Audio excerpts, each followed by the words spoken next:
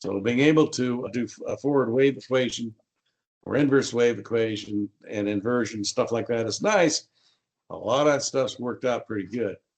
Where are we headed? Are we headed towards just putting some marks on sections and map, tell the boss where to drill? Or are we interested in explaining the tectonic forces of an area? Maybe the northwest part of the basin where we're looking for more oil and gas has some thrust. And maybe there's something interesting over a particular thrust. But if we're looking under a thrust, we got to have some source rock and we got to have a seal. There's all sorts of interesting stuff. Here's my point. Think about this. Here's a statement of our work. Put your baseball cap on and think of it in the following. If I understand, talking to your boss now, if I understand correctly what my job is to predict where and how to drill.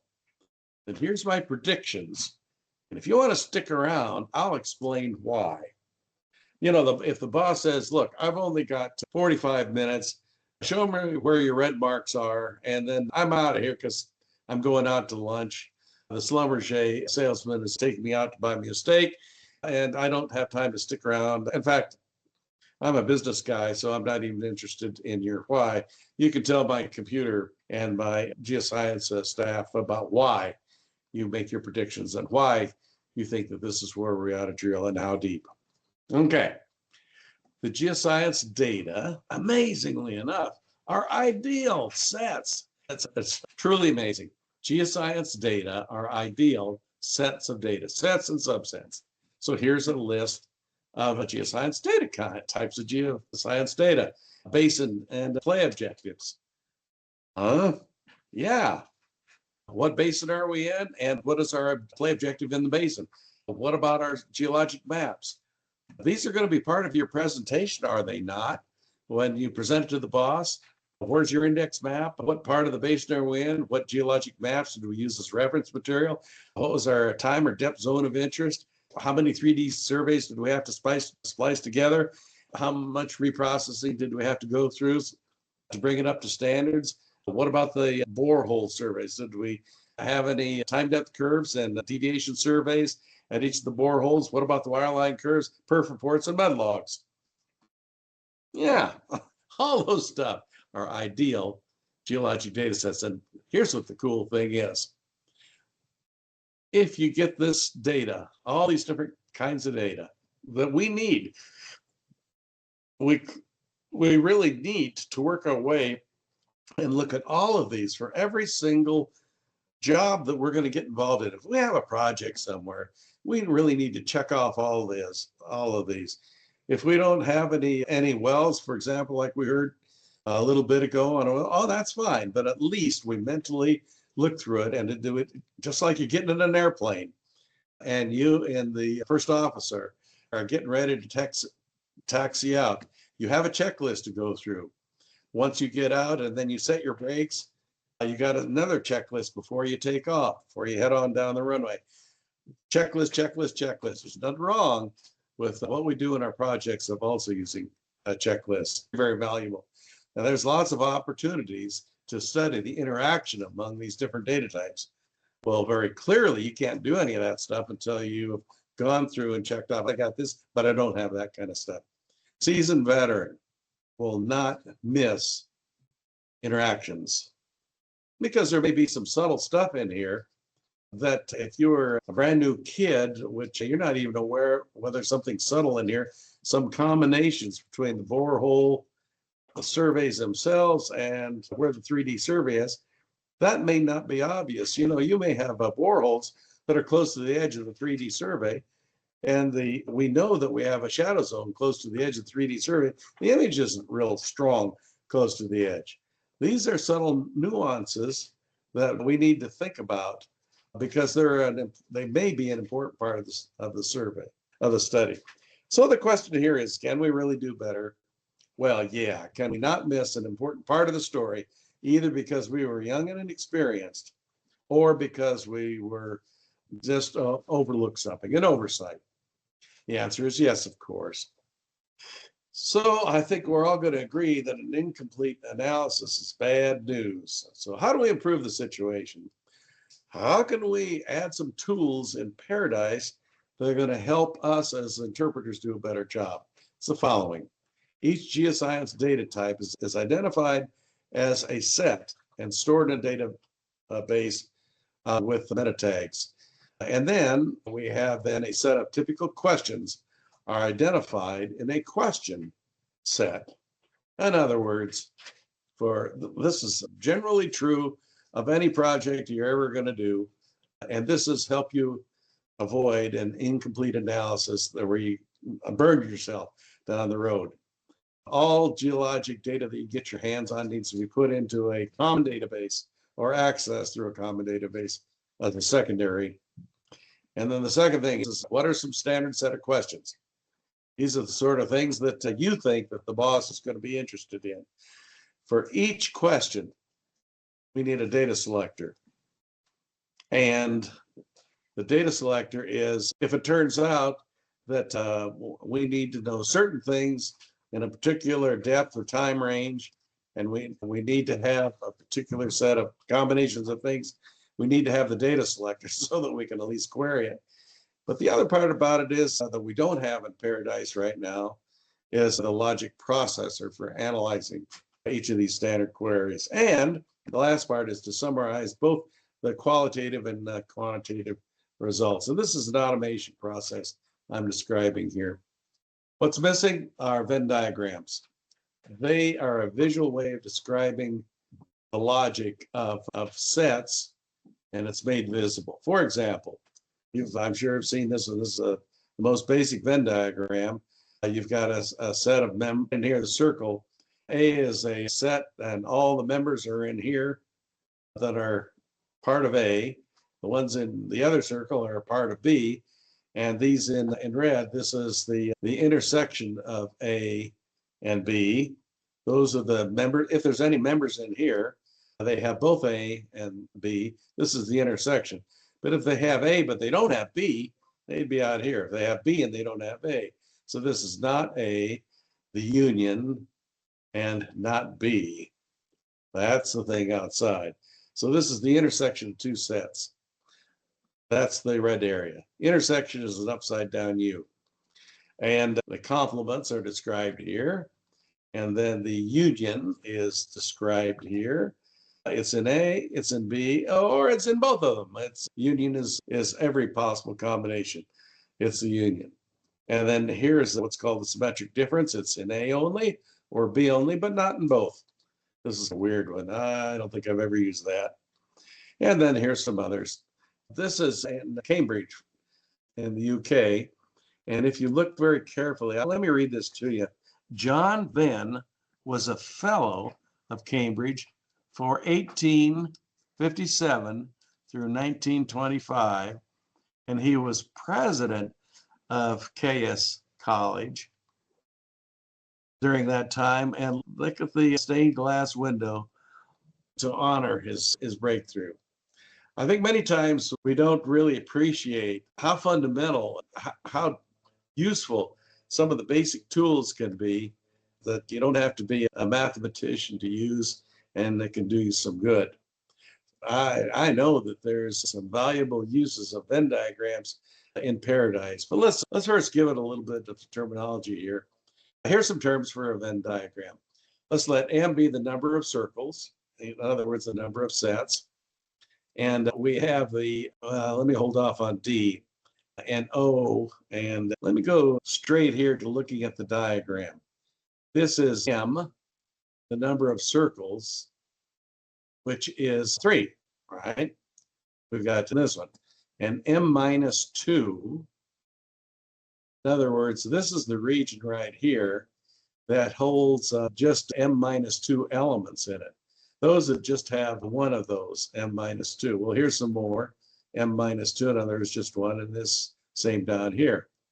M minus 1, if M is 3, and this portion right in here has 2 members, because that's the intersection, and you have another intersection over here. And then right in here, you've got everything. In other words, it's in both the first one, the second one, and third one. So M equals 3, and the D, the maximum depth, D is, in this case, The maximum depth, meaning the greatest amount of overlap, is 3 in this case. The maximum number of possible overlays is also 3. And then T is the maximum number of possible relationships. It's 8. And here's the math for laying that stuff out. Why get into this stuff? Well, guess what? When we lay out relationships, the depth is an important number, the maximum depth of a relationship. If you had 3 circles right here and they weren't touching anywhere, well, that's fine. But there's no logical power there at all. So when you have a combination of 2, you have an overlap of 2, then you get the logical interaction between 2. And in this case, it's in here. For these members right in there, there's a combination of all 3. Depth is an important understanding, helps us understand the strength of a Venn diagram. And in Paradise, this is our data selector. So for each kind of geoscience data, we're going to make that database. We're going to build a list of descriptors and assign each descriptor to each of the objects. For example, wells are going to have this is the metadata, so it's the name, the TD, spud depths, any zones that we might have in there, any logs, and any perfs. And then each one of those is going to be a list. And we may have map polygons, each one of those is named, and horizons may be named. After this data selector is constructed, which I suspect you've already got this, I'd be surprised if you don't. And then for the next step here, for the user task of selecting data, why do we want to select data? We want to select it for machine learning processing. And the Venn diagram with interactive controls, it's a very appealing way of selecting data for machine learning. So the Geoscience object box will contain a circle for each object. Like you might interactively construct a Venn diagram visually, and you say, I've got 2 types of data I'm going to use here. I'm going to combine well names and horizons. I want to find which wells have a horizon and an abracadabra, that kind of thing. That's a very simple one. So they have to have both. All right, that's the sort of thing. So then you would visually drag the 2 circles over here and define the logical connection between those 2. Where's the geology in all of this? Well, by placing all this geoscience data into a database, we understand we can build connections with specific metadata items. Now, I suspect, whereas this may be old hat for us around here, it really is.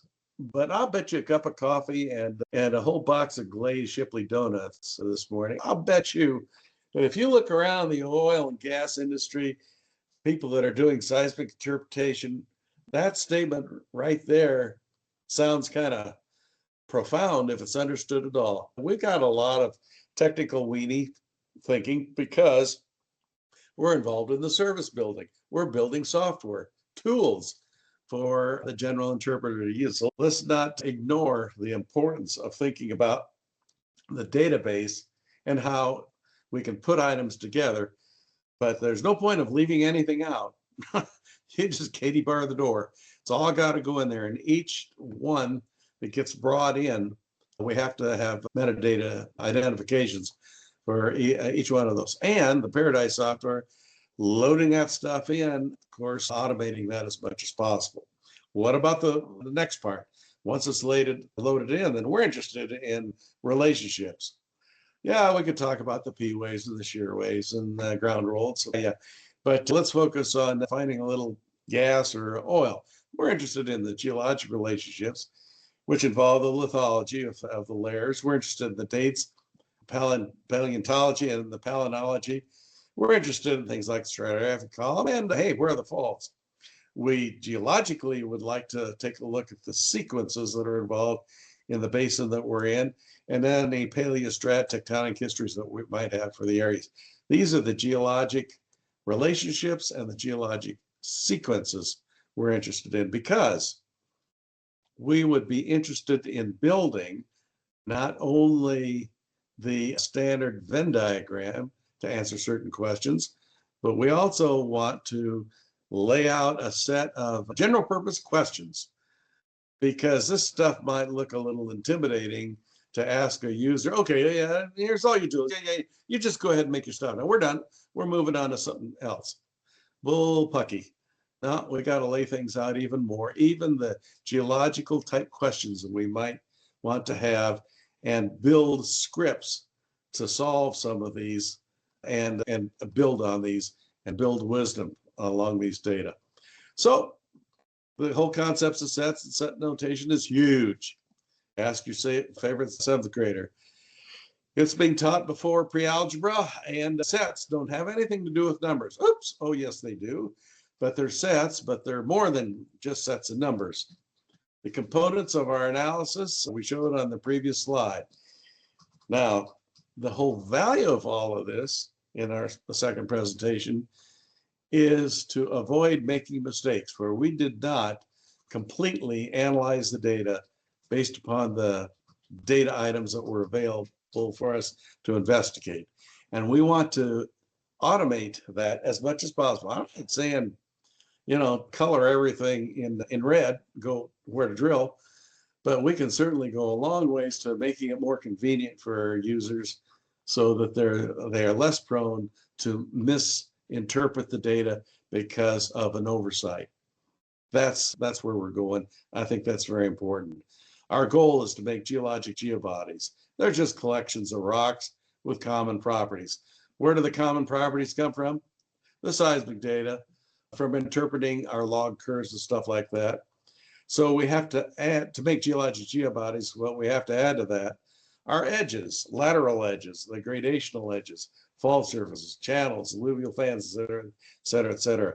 These are just important concepts to indicate that geologic geobodies have edges. They're closed bodies, as a matter of fact. They either hit the edge of our survey, where they have an edge, of course, or they're a closed body within a geologic survey.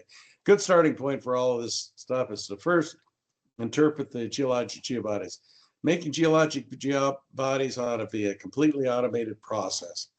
You load that thing in and go get a cup of coffee, and when you come back, just take a look at the geologic geobodies. In other words, just look at the data as a very first step, even before machine learning. Find out how the data are arranged. Then that framework of the starting point here for your geoscience analysis will help you end up then with machine learning assisted geologic geobodies.